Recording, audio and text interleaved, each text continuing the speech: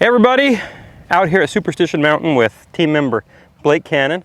The topic of this video is on radius control, but going a little more into depth because I think a lot of people hear us talk radius control and how we want to create a nice wide arc and they think, well, you're saying we can't use our hands at all. Yeah, that's a common misconception and one that I get asked a lot.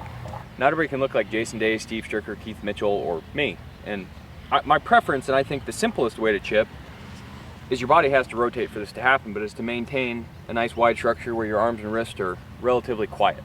But that's not possible for everybody, it's not comfortable for everybody. I think the key to remember is that we're trying to maintain our arm structures the best we can, but the real key is to make sure that our body's rotating.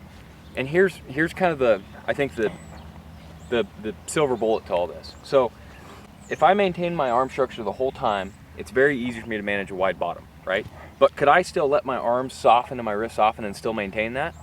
Of course I can. It just needs to get undone pretty much as early as possible. Because what that allows me to do is get that wide bottom, and I achieve the same result. I just get there a little bit different way. One thing that I want to point out is, for me, because I do short game slightly different than you. I'm a little more handsy. I use it for touch, but I want to make sure I maintain a fairly long right arm. Even though I'm using my hands, yep. I don't want to see this folding, and for my short game, I don't want this right arm folding and unfolding too much, because then now it's pushy. Steep attack angle. It's steep attack angle. And I now don't have a wide bottom. I have a V. It happens when your body doesn't turn. Yeah, that's what I was getting at. So if we want to make sure that we can keep this arm long, even if we're going to use our hands a little bit more, you can see my wrists are hinging, but that elbow is not folding that much. I've got to make sure that my center, my chest, is turning. Because if I go like this, now I can no longer consistently achieve a wide bottom. I guess I could throw this out, but that's hard to do under pressure. Yeah, so, next to impossible. One thing I do a lot with students is, even if it's not comfortable for them, I get them to hit some chips with using very little wrist just to see what the motion's supposed to look like. Yes. And then I tell them I try and help them create a level of awareness that if their wrists look like that on the golf course, because that's how they naturally chip, the key to this is we just can't get up here and actually hold that angle very long, because then the club has to rapidly go to the ground. That's where the steep attack angle comes from. Well, that's one of the questions I've had asked to me a lot, because we've all watched Phil Mickelson and heard about his hinge and hold technique. But in reality, if I hinge this golf club and I put a hinge in here and I hold it, I don't ever let it unload, I will miss the ground unless I do some full swing dynamic stuff like flexion, and I want to keep that out of this system. This is more of I want the ball to go slow, not fast. Well, and that's one thing one of the key differences in a short game shot and a full swing shot is I don't want a lot of side bend. I don't want that, because what that does is it makes the ball on a short shot come out very low and hard, which generally I don't want in chipping. I want to be able to apply a reasonably large amount of force to make the ball go a short distance. So I'm looking for some different dynamics, therefore we don't want that. Now, are there times when I have some hold in chipping? Yeah, if I'm trying to drive one across the green, but yes. I wouldn't consider that my stock shot. That's more of a niche type shot. Yeah. So generally speaking, just when it comes to radius, if it looks like this, that's really good and simple. But I could also very easily chip like you, let my wrist set a whole lot, and have it unload by the time you get to contact. And the sooner it happens, the better. Now, the caveat to that is, if it's loading and unloading a lot, it needs to be somewhat on plane. What I see a lot is people loading that club up way underneath the plane, which causes the ball to come out really low and hard. And then you're extremely one-dimensional. That's a super common issue. So if you're going to use the wrist, make sure they're coming up and down the plane, not way underneath the plane.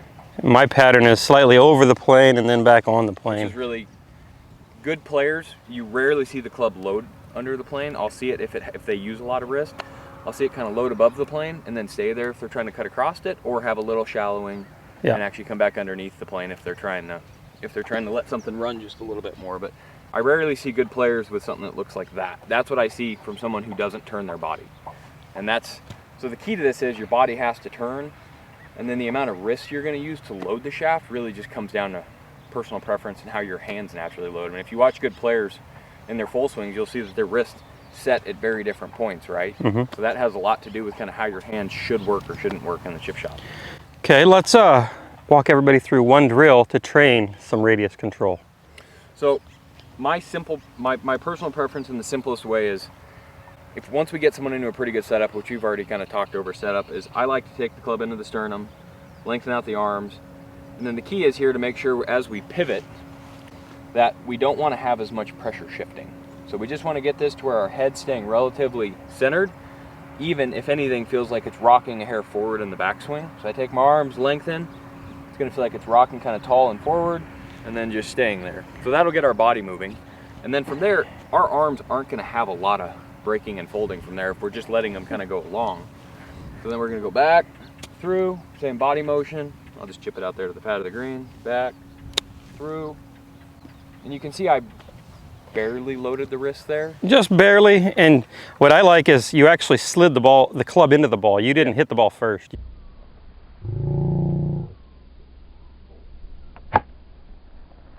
No, and so now I'll do the same thing. So I'm gonna work my body the same way, but I'm actually gonna let my wrist soften.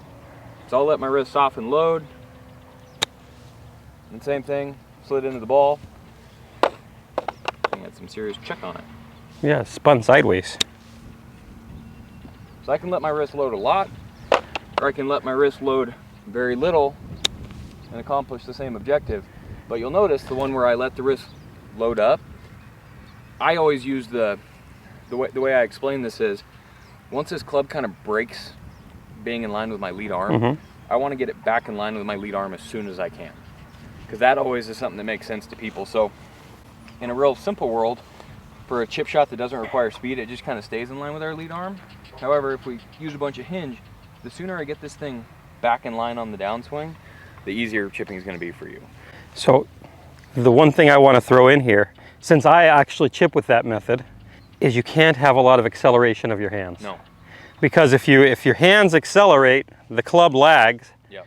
So when I chip, I actually feel like I'm moving my hands and my body very slow, and I'm letting the outside of the circle catch up. And that's where I would argue that's why I have such a good short game, because I can get away with a lot more handle acceleration than you can. Yeah, if I accelerate the handle, You're in big trouble. Because if I look like this and I accelerate the handle, it doesn't steepen my attack angle at all. But if I look like this and I accelerate the handle, now I'm sticking the club in the ground. Yeah. So that's where the advantage of using less wrist comes into play under pressure for me.